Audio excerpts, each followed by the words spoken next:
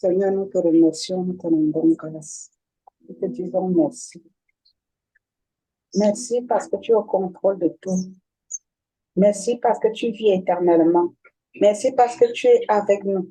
Tu es parmi nous. Et tu vas accomplir ce pourquoi, Père éternel, tu nous as réunis ce matin. Nous prions, éternel, notre Dieu, que tu ouvres notre entendement, que tu ouvres notre entendement spirituel.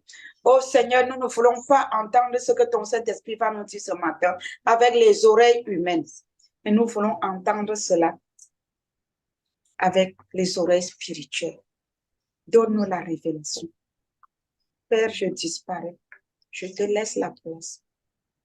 Tu as à nous dire ce matin. Tu as à nous enseigner ce matin. Tu as à nous éduquer ce matin. Tu veux nous parler ce matin. Père, nous sommes à ton écoute. Que ton Saint-Esprit nous parle à travers ma bouche tout simplement. Au nom de Jésus. Que rien de moi ne soit en avance ici. Que toute ma chair se taise. Et que ton Saint-Esprit parle. T'écoutons, Père. Que la gloire et l'honneur te reviennent. Toujours et à jamais. Au nom de Jésus-Christ. Amen. Amen. Bonjour Maïka, bonjour Maryse, merci pour toutes vos prières à tout le monde, merci pour... Bonjour. Voilà, vous pouvez couper les micros, comment on va enregistrer. Amen. Nous sommes sur notre thème que le Seigneur nous a donné, la fidélité et l'intégrité. Cette fois-ci, nous allons voir la fidélité et l'intégrité de Daniel et de Esther. Il y a plusieurs exemples dans la parole de Dieu que le Seigneur m'a montré, des hommes qui ont été fidèles, intègres, prêts à se livrer à la mort pour le service du Seigneur, pour obéir à Dieu.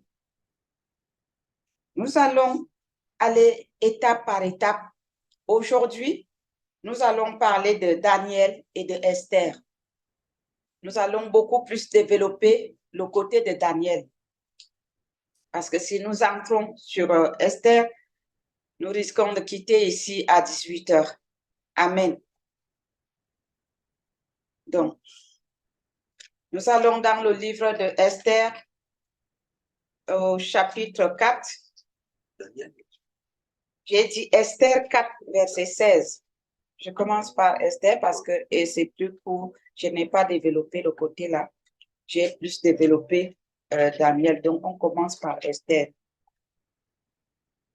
Esther, le chapitre 4,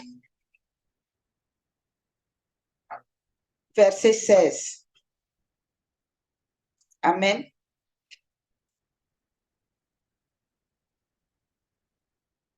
Je peux même commencer au verset 15. Il dit, va, rassemble tous les Juifs qui se trouvent à Suse et jeûnez pour moi sans manger ni boire pendant 3 jours. Ni la nuit, ni le jour. Moi aussi, je jeûnerai de même avec mes servantes. Puis, j'entrerai chez le roi, malgré la loi. Malgré la loi, je rentrerai chez le roi. Et si je dois périr, soulignez, si je dois périr, je périrai. Soulignez, si je dois périr, je périrai. Dans vos Bibles. Malgré la loi, si je dois périr, je périrai. Mardoché s'en alla et fit tout ce que Esther lui avait ordonné. Au chapitre 5 de Esther, du verset 1 au verset 3, je veux également lire. Le 3e jour, Esther mit ses vêtements royaux et se présenta dans la cour intérieure de la maison du roi, devant la maison du roi. Le roi était assis sur son trône royal dans la maison royale, en face de l'entrée de la maison. Lorsque le roi vit la reine Esther debout dans la cour, elle trouva grâce à ses yeux. Et le roi tendit à Esther le sceptre d'or qu'il tenait à la main. Esther s'approcha et toucha le bout du sceptre. Le roi lui dit, qu'as-tu, reine Esther, et que demandes-tu? Quand ce serait la moitié du royaume, elle te sera donnée. Amen. Je m'arrête là. Nous voyons ici le risque que Esther avait pris malgré la loi. La loi ne permettait pas à Esther, à la reine Esther, d'aller devant la cour du roi pour rencontrer le roi sans avoir passé par le protocole.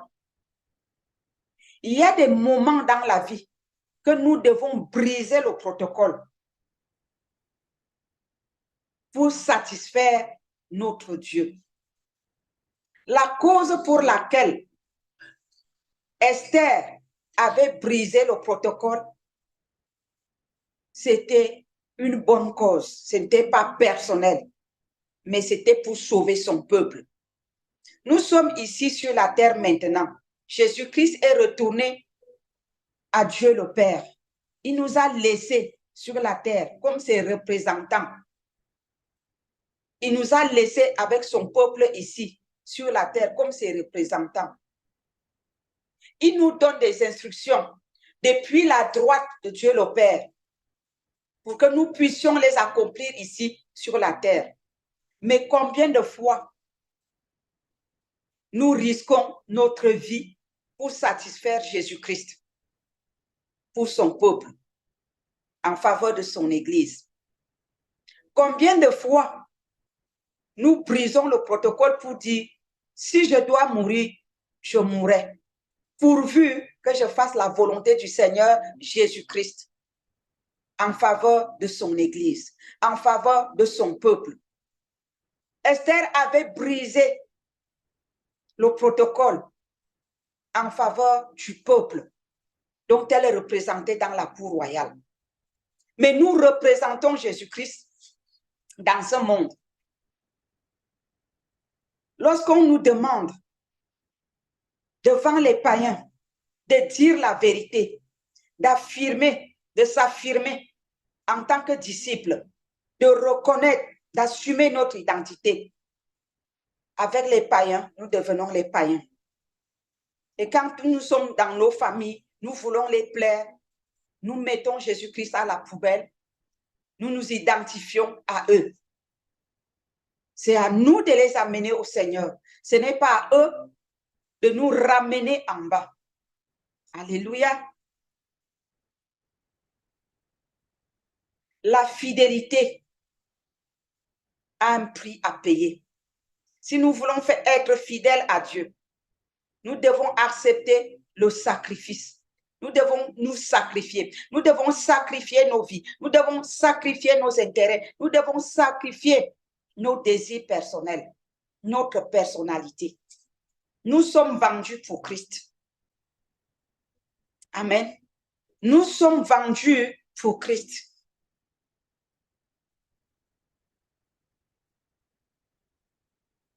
Soyons prêts à mourir pour l'évangile de Jésus-Christ, l'évangile de vérité. Avec les autres chrétiens, nous fuyons notre message de sanctification, de repentance, de consécration, et on approuve le faux évangile. Le Seigneur Jésus-Christ ne le veut plus. Il dit que nous devons nous affirmer. Nous devons être fidèles au message qu'il nous a donné. Nous devons être des disciples intègres, consacrés à lui. Des disciples accomplis. Dire la vérité lorsqu'il faut dire la vérité. Ne pas suivre la majorité. Non. Mais dire la vérité. Amen.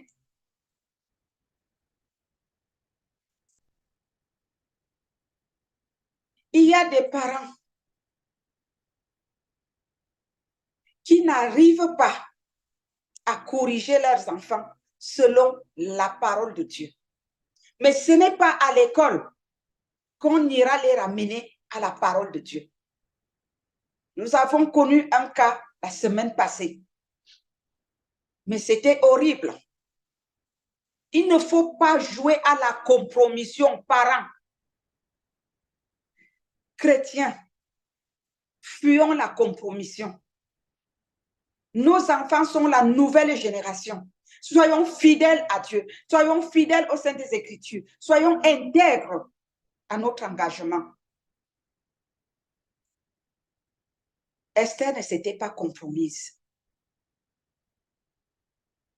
Elle connaissait qui elle était. Elle savait le Dieu qu'elle servait. Elle l'a invoqué et son Dieu lui a frayé le chemin. Il ne s'agit pas de vous ni de moi, mais il s'agit de Dieu. Lorsque nous risquons nos vies pour le Seigneur, il prend contrôle, il assume et il nous la rend. La Bible dit, celui qui voudra sauver sa vie la perdra. Cessons de contrôler nos vies pour dire, oh, je ne peux pas faire ci, je risque de couper mal. Mais ce que tu fuis, c'est ça qui va t'arriver. Que sert-il à un homme de gagner le monde entier et s'il perdait son âme? Pensons à cela, chrétiens. Hommes de Dieu, femmes de Dieu, prêchons la vérité. Soyons vrais. Nos enfants sont l'église de demain. Et si nous passons à côté de leur éducation, eh bien, il n'y aura plus d'église. Mais je déclare que l'église sera debout. Elle sera vivante. Avec ou sans votre éducation, Jésus va faire de son mieux. Mardochée avait dit à Esther, que tu le fasses ou que tu ne le fasses pas, nous, on le fera. Mais comme Esther aussi était déterminée, eh bien, elle a trouvé grâce devant le roi. Soyez déterminés, soyez fidèles, peuple de Dieu. Soyez intègres à votre engagement. Le Seigneur vous tendra le sceptre et vous trouverez grâce devant sa face. Comme Esther a trouvé grâce devant le roi. Amen. Il est important que nous éduquions nos enfants, nos petits-enfants, selon les normes bibliques. C'est grave ici dehors. Vous vous rendez compte? Nous, quand on faisait l'école, les œuvres qu'on nous donnait à lire, c'était une bonne littérature qui nous cultivait, qui nous ouvrait l'esprit. Mais aujourd'hui, tout est centré pour amener la nouvelle génération, nos enfants, dans le monde des ténèbres. Ils leur font lire les œuvres des ténèbres obligatoires. Et si à la maison, l'enfant n'a pas les bonnes bases bibliques, quel sera son sort? Quel sera son sort? Regardez les jeunes aujourd'hui. L'enfant est né pour être éduqué. Écoutez très bien. L'enfant est né pour être éduqué. Ce n'est pas l'enfant qui doit venir t'imposer sa direction. Et si tu te laisses imposer par ton enfant, Dieu te demandera les comptes. Les enfants qui imposent à leurs parents d'aller vendre dans les boutiques où la musique du diable est matin, midi, soir, boulum, boulum, boulum, Satan, machin, ceci, cela, toute une journée, tout un mois, toute une année, pendant 1 an, 2 ans, 3 ans, ils finissent comment? À force d'entendre, ils deviennent comment? On dit, la foi vient de ce qu'on entend. Ce qu'on entend doit venir de la parole de Dieu et non de la parole de l'ennemi. Et si tu es abreuvé matin, midi, soir, 1 an, 1 mois, 2 ans, 3 ans, à la fin, tu deviens quoi? Satan a bâti ses forteresses dans tes vies. Il s'est enraciné. Je vous donne un conseil, vous êtes libre de choisir. Vous êtes libre d'obéir, vous êtes libre de dire non. J'ai vu de mes propres yeux les enfants qui sont allés dans ces milieux-là. qu'est-ce qu'ils sont devenus plus tard. Ne laissez pas vos enfants vous orienter. Aidez vos enfants. L'enfant est né pour être éduqué. L'enfant ne sait pas ce qui est bon. L'enfant ne sait pas ce qui est mauvais. Il ne faut pas écouter les histoires qu'on vous raconte que oui, l'enfant doit décider. Quand il décide mal, à la fin, ça lui tombe dessus. Il dit, je ne savais pas. Et il a raison. Soyons intègres dans notre engagement avec le Seigneur. Restons fidèles à nos croyances. Nous croyons en qui? En Jésus-Christ. Et non pas au monde. Et non pas aux voisins, non pas à la famille, non pas aux amis, mais à Jésus-Christ. Demeurons fidèles à lui. Alléluia. Le Seigneur nous reprend durement. Et je ne peux pas fermer ma bouche. Quand il me dit de l'ouvrir, j'ouvre et il parle.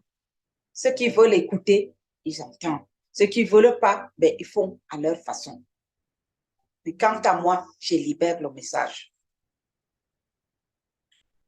Nous allons maintenant dans le livre de Daniel, chapitre 3.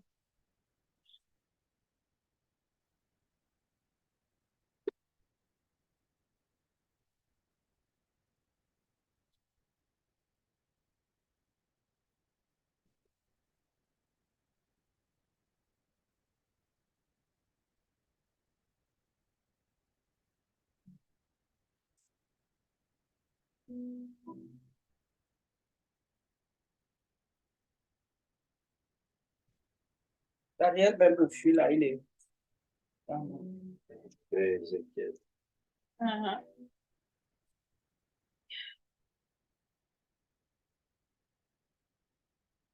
Voilà, je vais trouver. Mes pages sont collées. Nous allons dans Daniel chapitre 3, du verset 17 au verset 18. Mais je pense que nous allons lire jusqu'au verset 30. Mais les deux versets clés sont les versets 17 et 18.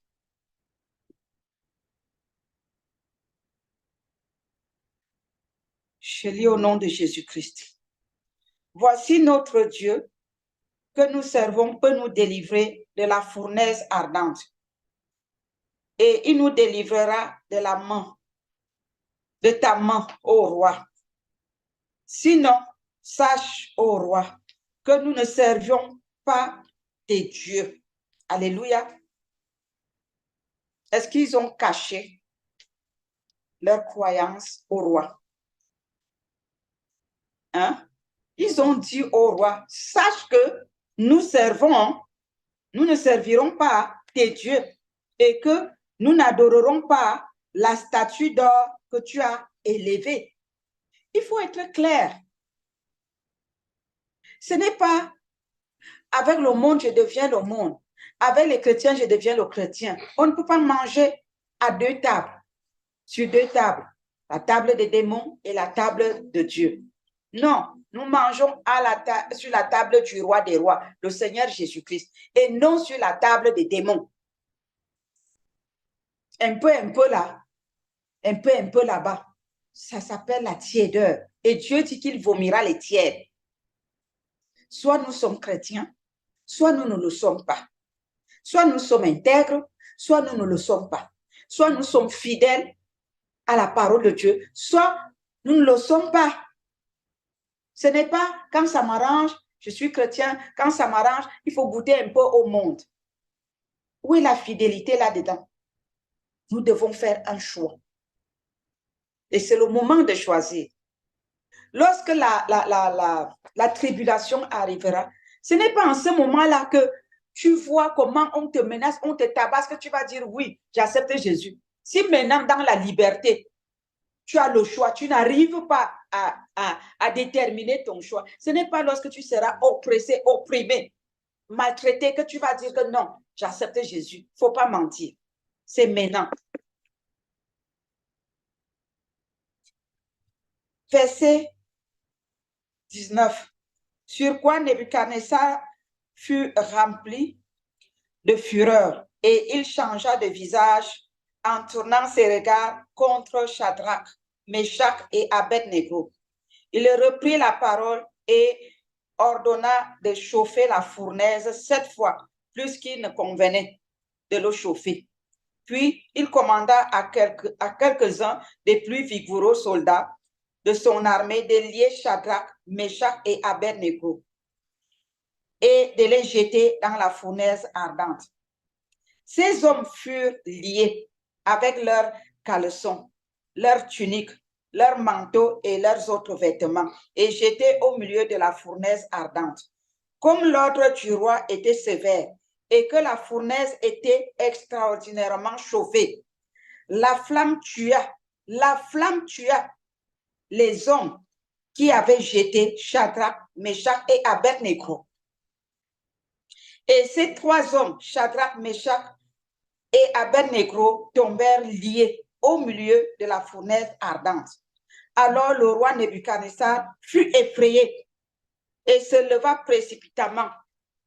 Il prit la parole et dit à ses conseillers, n'avons-nous pas jeté au milieu du feu 3 hommes liés? Ils répondirent au roi, certainement au roi. Il reprit et dit, eh bien, je vois 4 hommes soulignés et bien, je vois 4 hommes sans lien qui marchent au milieu du feu et qui n'ont point de mal. Et la figure du 4e ressemble à celle d'un fils de Dieu. Ensuite, Nebuchadnezzar s'approcha de l'entrée de la fournaise ardente et prenant la parole, il dit, Shadrach, Meshach, Abed-Nego, serviteurs du Dieu suprême. Pourquoi il les appelle maintenant serviteurs du Dieu suprême? À cause de leur intégrité, à cause de leur fidélité. Ils ont été fermes, radicaux dans leurs croyances. Ils n'ont pas craint le roi. Ils n'ont pas eu peur du feu. La Bible ne dit-elle pas que tu traverseras par le feu et le feu ne te brûlera pas? Tu passeras par les eaux et tu ne seras pas noyé. Mais pourquoi nous tremblons comme des feuilles lorsque nous voyons le feu à distance? On n'est même pas encore proche du feu, on commence à trembler comme une feuille et on renonce à Jésus. On commence à tenir un langage compromettant. Les chrétiens aujourd'hui ont plus de peur que de mal. Ces 3 Hébreux n'ont pas eu peur du feu. Mais ce qui s'est passé, c'est que la Bible dit, celui qui perce une muraille sera mordu par le serpent. Ces hommes qui sont venus les jeter au feu, c'est eux qui ont écopé. C'est eux qui sont morts. C'est eux qui se sont brûlés. Mais les 3 Hébreux, ils sont restés fidèles à leur croyance. Ils sont restés intègres à leur engagement envers Dieu. Est-ce que Dieu les a abandonnés? Est-ce que Dieu les a laissés? Au contraire, ils sont restés vivants. Et c'est ceux-là qui sont venus les jeter au feu qui sont morts. Qu'est-ce que le roi a fait? Il a reconnu qu'ils avaient un Dieu. Il a reconnu que c'est leur Dieu qui était le véritable, le Dieu réel. Le Seigneur Jésus-Christ nous appelle aujourd'hui, frères et sœurs, serviteurs, servants de Dieu, à prendre nos responsabilités, à marcher dans l'intégrité, à assumer notre identité dans ce monde pervers. Regardez, j'ai apprécié un de mes fils qu'on m'a raconté. On a demandé que son enfant qu'il peigne son enfant pour aller faire Halloween à l'école. Il a pris son enfant, il est là-bas, il est arrivé là-bas, il leur a dit, j'ai amené mon enfant ici, pas pour fêter Halloween. Nous sommes des chrétiens. Mon enfant ne fêtera pas Halloween et ne viendra pas. C'est ça l'intégrité. Il est resté fidèle à son Dieu. Ce n'est pas je ne veux pas qu'on indexe mon enfant parce que s'il ne parle pas, ses camarades vont se moquer de lui ou machin, ceci. Non, non, non. Il faut défendre ses valeurs, les valeurs chrétiennes. On doit savoir que nous sommes des chrétiens. Si nous nous compromettons, comment est-ce que les autres verront la différence? Nous tous, nous savons comment fonctionnent les musulmans. Pourquoi? Parce qu'ils sont fidèles à leur engagement. Ils sont intègres dans leurs croyances. Est-ce que tu es devant la boutique? Moi, combien de fois j'ai attendu, quand je suis à Yaoundé, je vais à la briqueterie, des fois acheter les pains comme ça là, pour aller donner à la famille ou à ma mère. Tu arrives là-bas, c'est l'heure de la prière. Tu es obligé d'attendre dans la voiture parce qu'ils ne vont pas ouvrir. Même s'ils te voient, ils s'en foutent, ils ferment sa boutique. Lui, il va d'abord prier. À toi d'attendre. Si tu veux, tu pars. Combien de chrétiens peuvent faire ça? Ah, le Seigneur lui-même sait que j'ai les factures. Le Seigneur lui-même sait que j'ai besoin d'argent. Alors, Seigneur, tu peux attendre, je vends d'abord dans ma boutique. Le musulman ne le fait pas. Hein. Il n'y a que nous les chrétiens. Il n'y a que les chrétiens, les enfants de Dieu qui s'amusent. Le temps d'amusement est fini. Le Seigneur dit, hein, soit nous sommes ses enfants, soit nous ne le sommes pas. Il va vomir les tièdes. Nous devons marcher comme Esther, comme Daniel, comme Joseph, Moïse, Jésus, Abraham. Il m'a cité toute une longue liste. Nous devons être fidèles à notre engagement. Regardez ce que le roi avait dit ici. Verset 26. Ensuite, Nebuchadnezzar s'approcha de l'entrée de la fournaise ardente. Et prenant la parole, il dit, Shadrach, Meshach et Abednego, serviteurs du Dieu suprême, sortez et venez. Et Shadrach, Meshach et Abednego sortirent du milieu du feu. Ils sont sortis. Ceux qui ne sont pas entrés dans la fournaise, et ils sont morts à l'extérieur. Mais eux, ils étaient dedans, ils ne sont pas morts.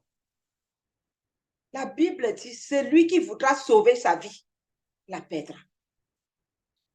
Mais si tu dis, tu donnes ta vie pour Christ, tu ne mourras pas. C'est ça la bonne nouvelle. N'ayons plus peur du rugissement des lions. Le lion fait bou, bou, bou. Toi, tu commences à fuir. Entre Dieu et le lion qui a créé l'autre. On appelle ça des chiens sans dents. Un chien sans dents qui t'approche, bou, bou, bou, tu commences à fuir alors qu'il n'a même pas les dents pour te croquer. Verset 27.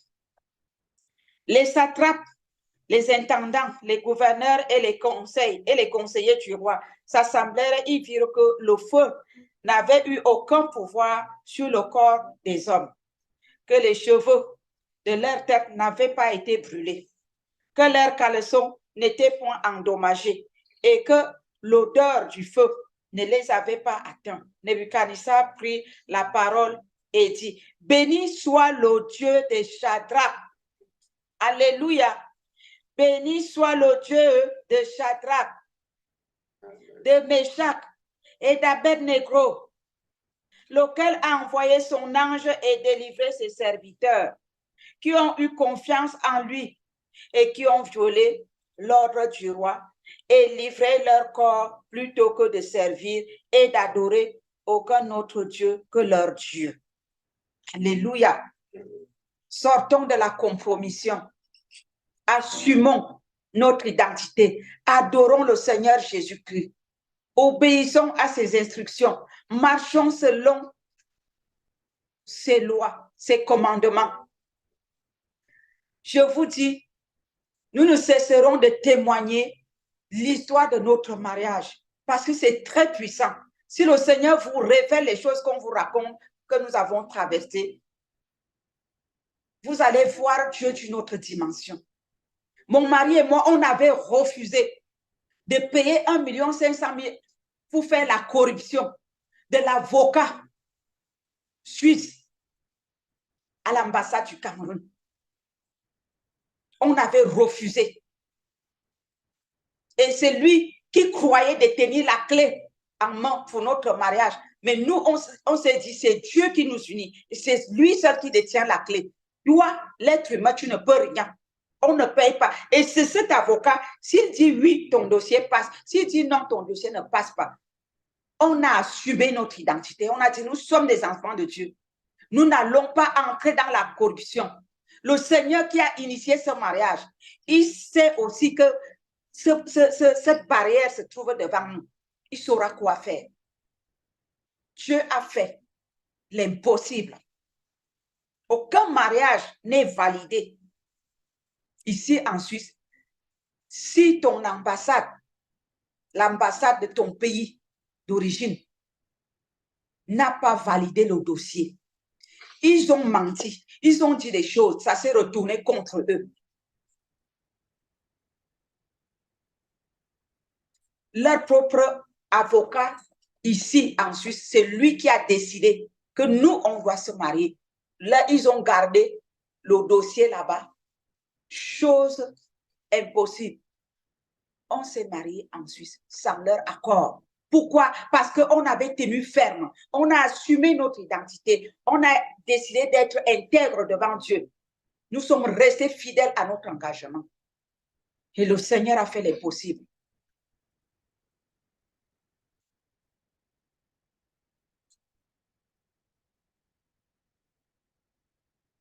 Ces trois hommes, ils connaissaient leur Dieu. Question, chrétien, chrétienne, serviteur, servant de Dieu. Est-ce que vous connaissez encore votre Dieu? Ou alors, c'est le Dieu de ce monde que vous connaissez? Le Seigneur nous demande de revenir à lui et de marcher dans l'intégrité, de marcher dans la vérité, de lui être fidèle et intègre.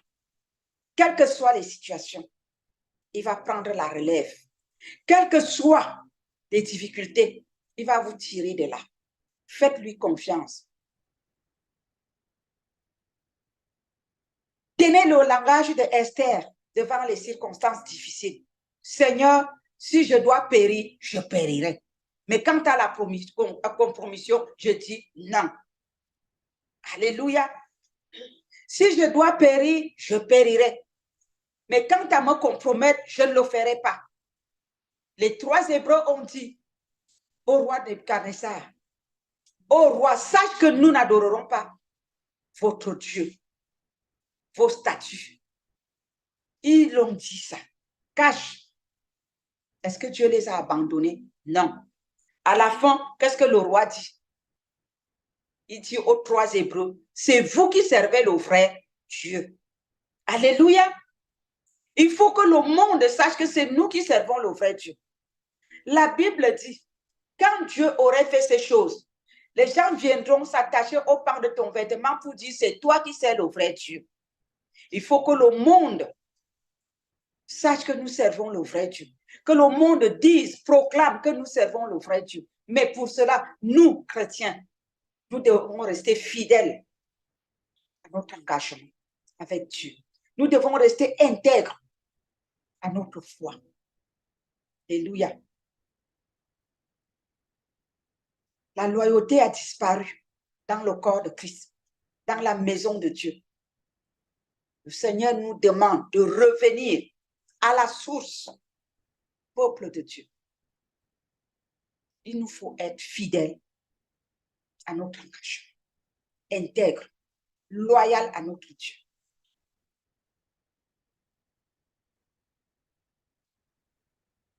Verset 29. Voici maintenant l'ordre que je donne. Tout homme, à quelque peuple, nation ou langue qu'il appartienne, qui parlera mal du Dieu de Shadrach, de Meshach et d'Abed-Négo sera mis en pièces. Vous voyez? Ça, c'est le roi qui parle. Et sa maison sera réduite en un tas d'immondices, parce qu'il n'y a aucun autre Dieu qui puisse délivrer comme lui. Après cela, le roi fit prospérer Shadrach, Meshach et Abed-Négo dans la province de Babylone. Alléluia. Le Seigneur nous a promis cette année une année de récolte et de témoignages. Nous devons faire preuve d'intégrité, de loyauté, de fidélité pour être récompensés. La récompense ne vient pas par hasard. La récolte ne vient pas par hasard. Ils ont sémé leur intégrité, leur fidélité, leur loyauté. Ils ont récolté la position. Et le témoignage est parti. Alléluia. Que le Saint-Esprit se révèle à chacun d'entre nous.